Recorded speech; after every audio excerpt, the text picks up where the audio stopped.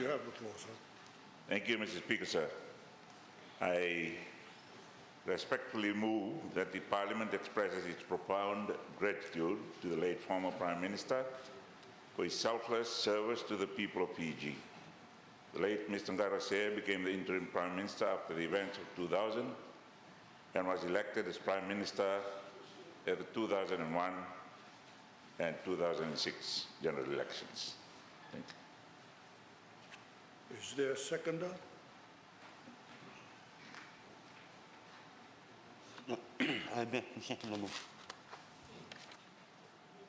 I now invite the Leader of the Opposition, the Honourable Sitiveni Rabuka, to speak on his motion. You have the floor, sir. Thank you, sir. Before I go into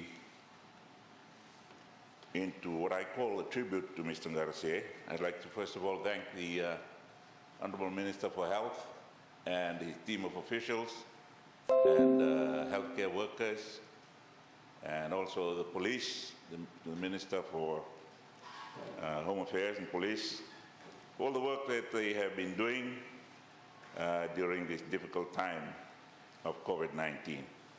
I'd also like to thank the Honourable Mahendra Reddy, Dr. Mahendra Reddy, who is not here, for releasing 18 heads of cattle for the cattle owners in Waturawa. It was before the curfew, but they were roaming on the public roads. They were taken to the pound to be auctioned. Fortunately, they were the Honourable Minister released them before they were sold. Mr. Speaker, sir, I rise to pay a tribute to the late Mr. Laisenia Qarase. Mr. Qarase was the 6th Prime Minister of Fiji, was born on his home island of Unombalavu, in his village of Mavana, in the Tikin of Molevu, on February the 4th, 1941. 5 months and a day ahead of you, Honourable Speaker. And he died at the Oceania Hospital in Suva on the 21st of last month, April 2020. He was 79 years old. He held the traditional chiefly title of his clan as Tuikombudo at his death. He was a Dux of Queen Victoria School in 1958 and attended the pre-university studies, upper sixth form, at the Boys Grammar School in Suva, before going on to Auckland University, where he graduated with a commerce degree, and returning to Fiji to work in the then Fijian Affairs Board and later in other government departments, notably finance, commerce and industry, and public service, before joining the Fiji Development Bank and becoming its managing director in 1983, serving therein for the following 15 years. He was reluctantly dragged into politics after the failed George Spade coup of 2000 to be the interim Prime Minister and to guide Fiji back into parliamentary rule with elections in 2001, where his SDL party won the elections and won him the position of Prime Minister of Fiji. His party again won the general elections in 2006, after which he said it would probably be his last term. Sadly it was, but not the full term as he had probably hoped for. Apart from being the public servant and politician that Fiji acknowledged, the late Mr. Qarase was a very visionary development enthusiast. At his village and Vanua level, he was very intimately involved with his kinsman, the late Mr. Philip Mbole, in the formation, development, and growth of the investment and commercial enterprises of his island, and his tikina, and his village. I'm reliably informed, Mr. Speaker, sir, that the Unombalavu Vision Limited has assets worth more than 9 million and growing at the time of his death. The Speaker, sir, the success of Fijian Holdings Limited and its subsidiary companies is a glowing testimony to the dedication and wise directions given by the late Mr Qarase to the various boards during his leadership.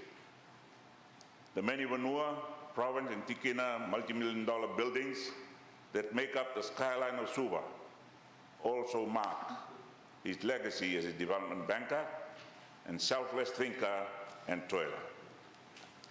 The Suva House, Kandabu House, Roland Balabu House, Namosi House, Tanandronga Province buildings in the Sinatoka town, Rongrongwibunda building in Notoka, Ratudakambao House in Nosori, Maduata and Namuka houses in Lambasa, all testify to this great but humble servant of the people. The late Mr. Qarase was indeed a very humble man. He was never one to blow his own trumpet and lived his life in quiet dignity and humility. He was a man of few words, but when he spoke, it was always with wisdom, love, and compassion. He was also never one to wear his faith on his sleeves, and he became a confirmed lay preacher in the Methodist Church and was a member of the Centenary Church congregation in Suva and his own village congregation on Mavana. In the last 2 years of his life, he said his eyesight was failing, and he was very grateful to the Honorable Prime Minister for allowing him and Mrs. Qarase to travel overseas for treatment. He returned and his eyesight returned, but his vision for his country and his people never dimmed. He had a great dream for Fiji and for its people, and believed that the positive discrimination or assistance to the indigenous people to be able to actively and fairly compete with other races in Fiji held the solution for a harmonious, multiracial, and multi-religious, prosperous Fiji. On behalf of Sodalpa, the opposition parties, his family and friends, I thank the government for the kind gestures paid in his respect during his passing, particularly when the country was still at the highest state of alert in response to COVID-19 pandemic, especially the relaxation within reason of the restrictions on inter-island shipping traffic and inter-island flights, which enabled his remains to be transported to Vanuatu and for his relatives and friends to be transported also to Vanuatu, and for his relatives and friends to accord him the final rights and respects as a local chief and former head of government. I also thank the government for the use of government assets and personnel during his final journey home and his funeral. I ask the honourable members of this honourable House to keep Mrs. Qarase and their children, grandchildren, and great-grandchildren in our prayers, and also to pray for his successors in the enterprises that he helped set up, to uphold his vision and dream for the well-being and betterment of his Vanua and its people and of Fiji as a whole. May he rest in peace, and may the peace of God that passeth all understanding be with Mrs. Qarase, his family and kin, and his successors, now and always. Thank you, Mr. Speaker.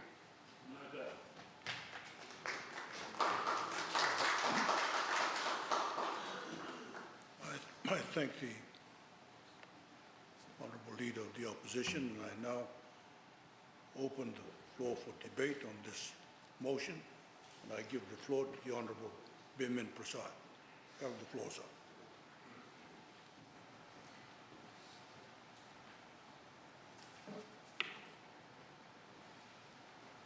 Thank you, Mr. Speaker. Needless to say that we support the motion.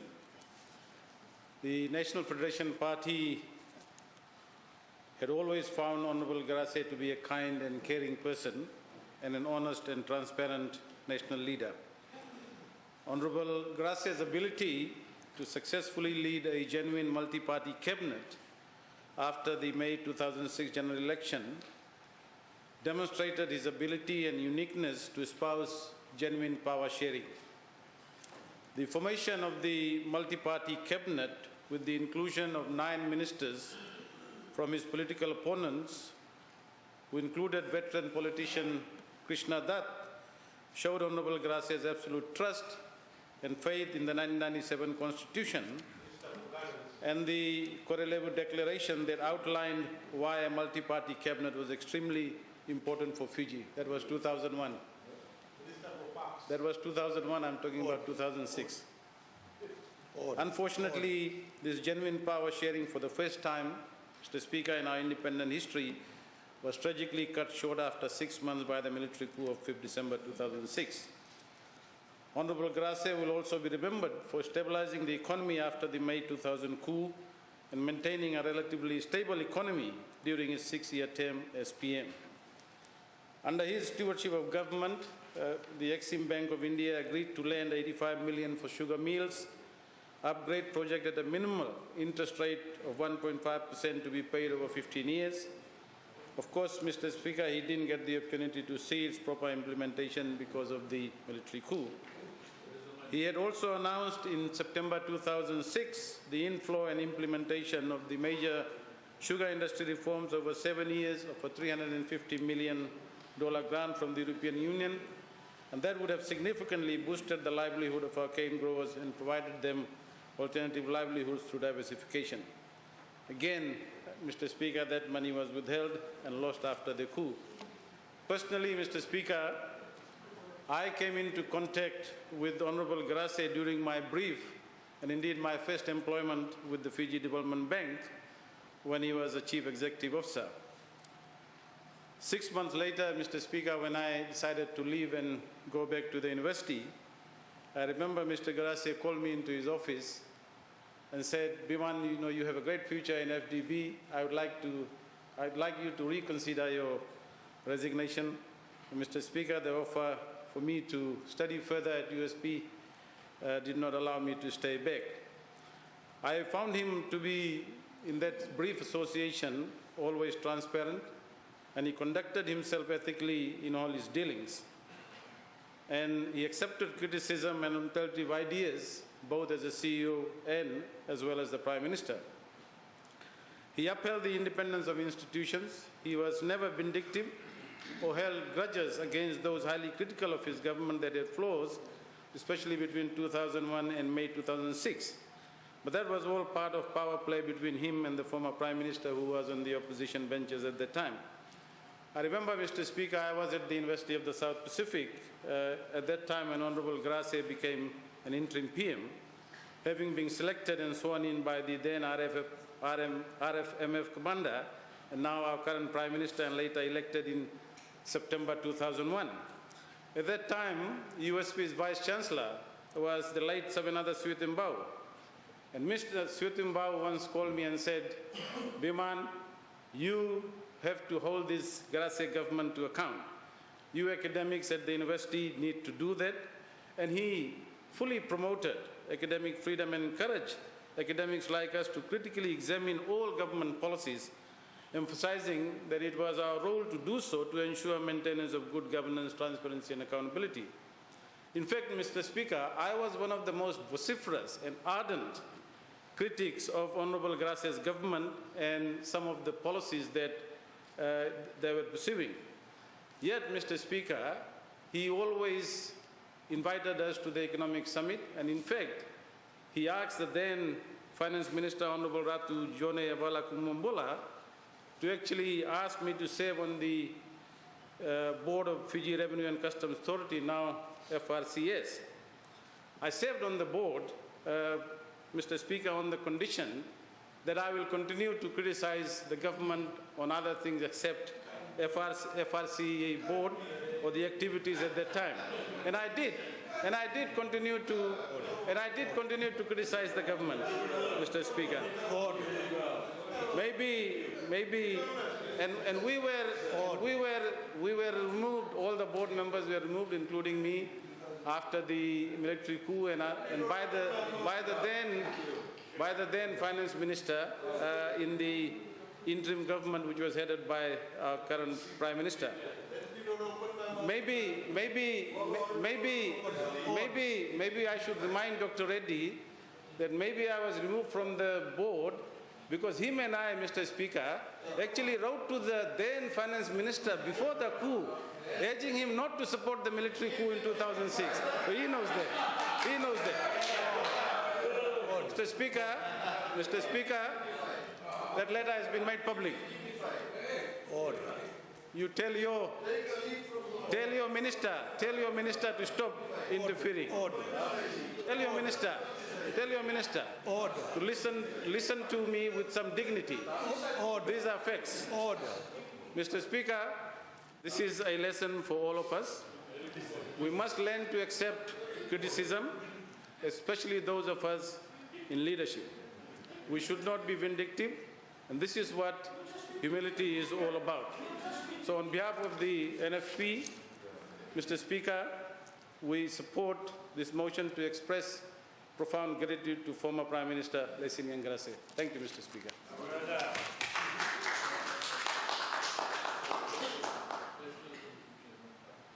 Thank you. I give the floor to the Honourable Mr. Speaker, sir, thank you. It is my honor to speak on this motion, and it is right and just that this House expresses its profound gratitude to the late former Honourable Prime Minister and Tukumbuda, Sitiveni Qarase, for his selfless service to the people of Fiji. It is also right and just that the House should collectively express its sorrow at his passing. We know from the huge outpourings of grief and emotion at his death that he was well loved and admired by many of our citizens. They regarded him as an exemplary leader, a man of integrity and humility who endured his trials with fortitude and courage. So when the members of this House come together in this way to honor him, we are acting in accord with public sentiment. We must remind ourselves as well that Mr. Qarase accepted the post of Interim Prime Minister at a time when Fiji came close to self-destruction. He was the choice of the then RFMF commander, now the sitting Prime Minister, Honourable Burenge Bainimarama. Mr. Qarase's formidable task was to lead Fiji out of the turmoil, the lawlessness, violence, fear, despair and bitterness caused by the uprising of 2000, and he did that. After serving in an interim role, Mr. Qarase went on to win 2 elections. He and his cabinet put Fiji back on track, restored confidence, got the economy moving again, patched up our relationships with the international community, and started a process of reconciliation. He had a vision for the future of a nation unified and harmonious. He saw it was vital for stability and progress that the economic gap between the indigenous people and the rest of the population should be closed. The target he set for this was 2020, and sadly, that is the year he died. For his dedication to uplifting the indigenous people, he was accused of being a racist. This started when he promoted affirmative action to promote Fijians in business when he served as managing director of the Fiji Development Bank. The accusations continued when he was in political power. I state for the record in this House, Mr. Speaker, sir, that Mr. Qarase was not a racist. He never was. There is a tendency these days to use that ugly word freely. Mention the need for assistance to the indigenous, and immediately the accusations begin. This must stop, Mr. Speaker, sir. It is bad for the country, and it does not help ethnic relationships, as it deepens divisions. In a 20-year development plan for enhancing indigenous economic participation, Mr. Qarase spelled out clearly that there was no intention of disadvantaging or undermining other groups, or of infringing their political and civil rights. It was not an attempt to promote ethnic domination by the indigenous. He stressed that his government would continue to provide for all those in need, irrespective of ethnicity, culture, religion, gender, or economic or social status. Mr. Qarase, Mr. Speaker, sir, made it plain that affirmative action was not manna from heaven, a free pass to success. Those who received assistance must be committed. They had to follow the rules. His keys for success included initiative, hard work, discipline, and honesty of purpose. He also understood that affirmative action was not a permanent policy. It was to be used to reach certain goals. I must now commend the Honorable Prime Minister, the Honorable Bonegin Barama, for choosing Laisenia Qarase to take on the difficult task of the reconstruction of Fiji after 2000. His sense that Mr. Qarase was the man for the job was inspired. Clearly, he had calculated that Mr. Qarase had the skills, the intelligence, and leadership capability to clean up the wreckage and chart a course for Fiji to return to parliamentary democratic rule. So well done, Honorable Prime Minister. One day, the full story, the truth will emerge on what eventually went wrong, leading to the military takeover of December 2006. Even though we were under COVID-19 restrictions, I was saddened to learn, Mr. Speaker, sir, however, and I hope this is not true, that the Prime Minister did not visit the Qarase home in Moti Street, Samambula, to officially offer his condolences and those of his government to Mrs. Qarase and the family members. I'm not sure either, Mr. Speaker, sir, about his ministers. I understand that the Prime Minister and his cabinet were absent from Mr. Qarase's funeral at Mavana. I would like to know, sir, why there was such a lack of respect and a lack of basic goodwill. Why was it not possible for the ill will and bitterness which led to the 2006 coup be put aside at this time of sorrow and mourning over the death of the former Prime Minister? I understand that the Prime Minister, on his recent relief supply distribution visit to Laos, stayed away from Mavana. If that is the case, I feel very sorry for him and the state of his heart. Now, for those who might claim that I should not be raising these issues at this time, I say it is not possible to contribute properly to this debate without doing so, and we should not shy away from the truth. Let me say that Mr. Qarase's time of persecution, when his life was threatened and he served a jail sentence, it did not break him. It gave him strength. He faced further hardship when his pension and other entitlements were not fully paid. It was my honor and privilege to serve under Mr. Qarase as his Minister for Education, Heritage and Arts. I can therefore testify to his qualities of leadership, his ethical standards, and his honesty. He was always firmly focused on the need for improving, Mr. Speaker, sir, the education system and amenities. And this stemmed from his experience at Mavana, where the first village school, like many other village schools at the time, was a thatched building, ambure. The pupils sat on mats and coconut leaves or tambakau. There were no desks or chairs. Mr. Qarase was also driven in his dedication to investing in education by the struggle of his parents to send him to secondary school. He was determined that every child in Fiji should have the best possible education. I cooperated closely with him on many reforms, two of which was to significantly ease the cost to parents of sending their children to school by removing tuition fees in schools and improving on boarding schools, especially in rural, remote, and maritime areas. Our plans for taking this further were ended with the 2006 coup. Mr. Speaker, finally, I commend this motion to the House, and in conclusion, it is my hope that from it might come the beginnings of us becoming better people, becoming more humble, becoming more forgiving, and perhaps more caring, something that is so desperately needed in our divided country. and this must start in this House. It must begin with a willingness to cooperate for the national good and to compromise when necessary. That is how we can honor Sitiveni Qarase and change Fiji for the better. Thank you, Mr. Speaker, sir, and God bless Fiji. I thank the Honourable Charlie, you have the floor. Mr. Speaker, sir, I rise to support the motion.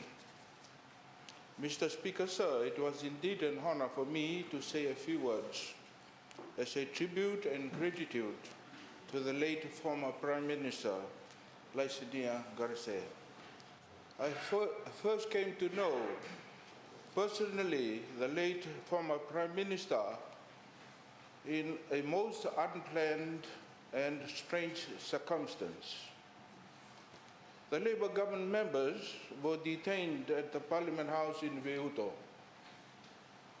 My team of permanent secretaries and heads of departments was doing its best to move the machinery of government.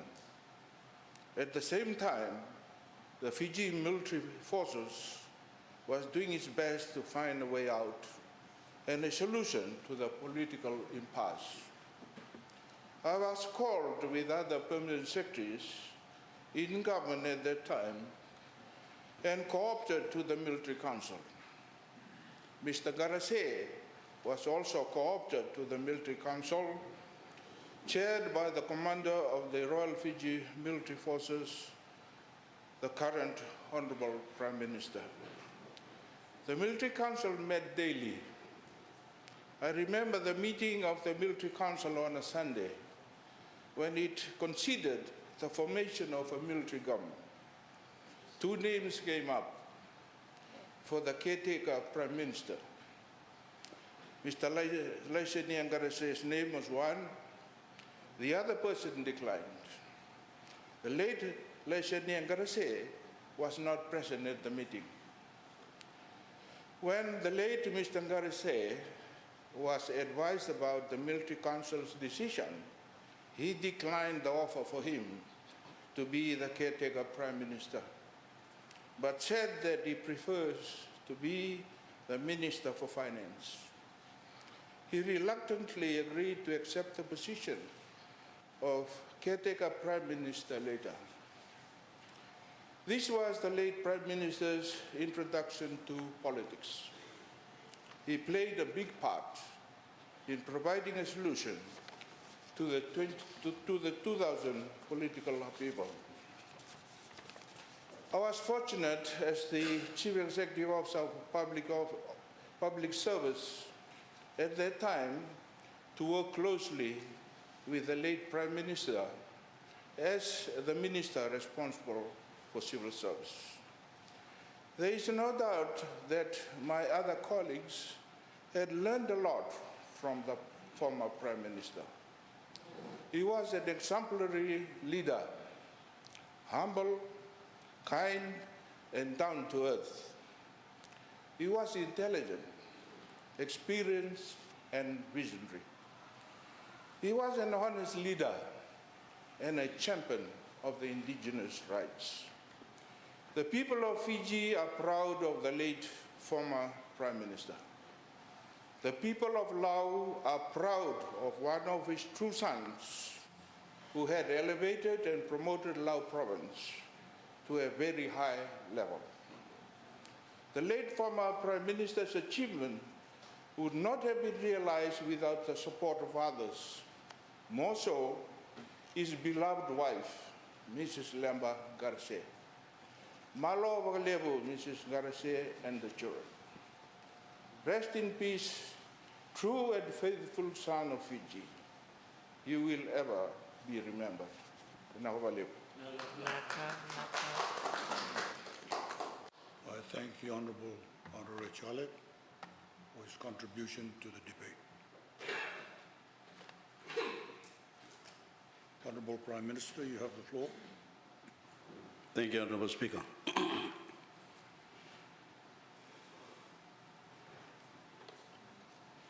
Speaker, I rise in support of the motion. Sorry, please Honourable Speaker, I'm sorry to see that some members of the opposition could not summon the decency to grant the former Prime Minister a send-off unsullied by their personal point scoring.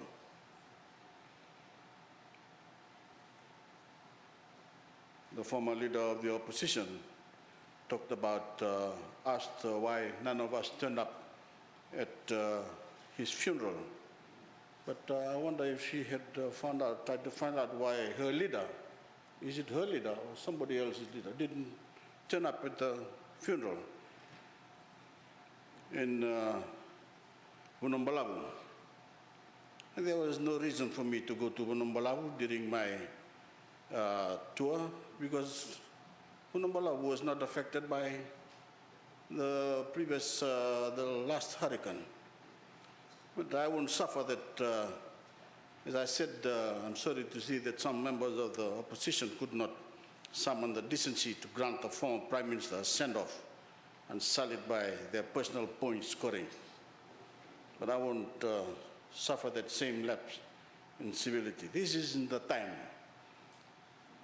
for pettiness. This isn't the time for politics, Honourable Speaker. This is a time for respect.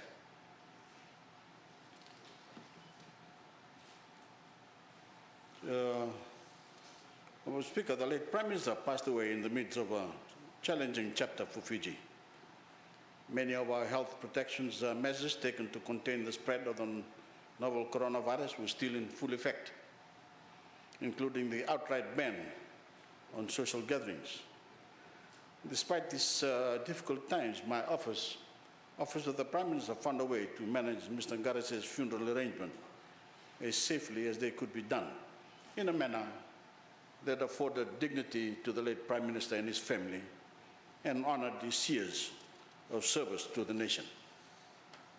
As per his final wishes, the former Prime Minister was laid to rest in his village of Mabana on Vunumbalavu Island. At his own request, there was no ringu-ringu. My office of the Prime Minister chartered a Fiji link flight from Suva to transport Mr Qarase's body to Mabana and funded the transportation of his family to Vunumbalavu by ship. We bore the cost of health screening the mourners who traveled to Vunumbalavu to ensure the deadly COVID-19 virus did not spread unchecked and undetected during the travel to the ceremony. And I am grateful for the role of the office of the Prime Minister played in granting the late Prime Minister a farewell fitting of a lifelong servant of the Fijian people. In politics and in life, we won't agree with everything said or done by everyone. Mr Qarase and I did not personally see eye to eye on issues I've always believed bore fundamental importance for every Fijian. And that's no secret, Mr. Speaker. But that does not diminish my respect towards him for his service to this nation. And while the passing years tempered the acrimony of political disagreements, no matter how bitter they once may have been, respect is more resilient. In fact, I find it often strengthens in feeling as time marches on. As coming generations look back on the past few decades, I have no doubt they will draw wisdom from both the champions and the challenges behind all the great milestones in Fijian history. Because whether a Fijian works on behalf of their family, their community, or their nation, their service undoubtedly demands a level of selflessness. I'm sure the late Prime Minister would be proud to see the virtues of decency and respect reign supreme in Fiji, as his august Parliament comes together to honor his life. And while his friends and family mourn his passing, this Parliament can take comfort knowing that the gesture of goodwill extended by the government, by my government, by the government Mr Qarase once served, could help ease the burden of their grief. I thank you, Mr. Speaker. I thank the Honourable Prime Minister. I now give the floor to the Honourable Leader of the Opposition, your right of reply. You have the floor, sir. Thank you, Mr. Speaker, sir. I thank the honourable members for their contributions. I request that the government allows Mr Qarase to draw the full entitlement due to the widow of a former Prime Minister. I'm sure Mr Qarase would not have minded if some of us did not go to pay our respects. He is that kind of man.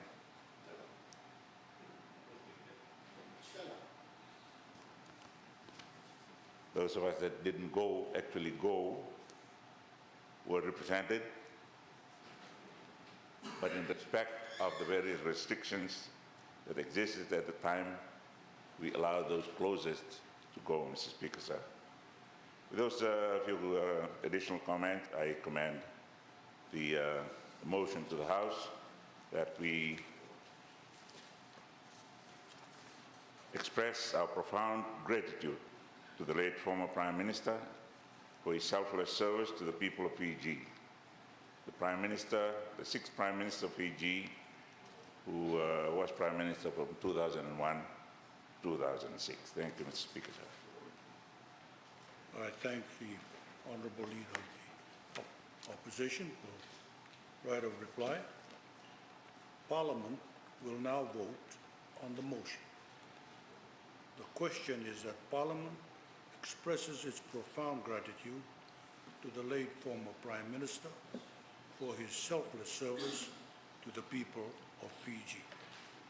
The late Mr Qarase became the interim Prime Minister after the events of 2000 and was elected as Prime Minister at the 2001 general election. Does any member oppose the motion?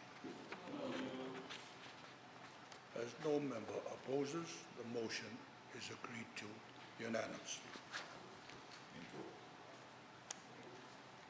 Honourable members, time moves on and there is a suspension motion, and for those purposes of complying with standing orders and with respect to sitting times, I will allow a suspension motion to be moved. And I now call upon the Leader of Government in Parliament, the Honourable Inia Ratu, to move his motion. You have the floor, sir. Thank you, Mr. Speaker, sir. I move under Standing Order 6 that so much of Standing Orders 23, Clause 1 is suspended so as to allow the House to sit beyond 4:30 p.m. today to complete the remaining items as listed on today's order paper. Thank you, Mr. Speaker. Is there a seconder? Honourable Speaker, I beg to second the motion. I call on the Leader of Government and Parliament to speak on his motion. You have the floor, sir. Thank you, Mr. Speaker, sir. Very quickly, under Schedule 2, we have a motion pending, and of course, Schedule 3, the oral questions and the written questions as well. Thus, the motion for suspension beyond 4:30 p.m. in order to complete the remaining items on the order paper. Thank you, Mr. Speaker, sir. The floor is now open for debate. Anyone wishing to take the floor? There being none, Leader of the House, you have the floor for your right of reply. Thank you. I have no further comments to make, Mr. Speaker, sir. Parliament will now vote on the question that under Standing Order 6, that so much of Standing Order 23, Clause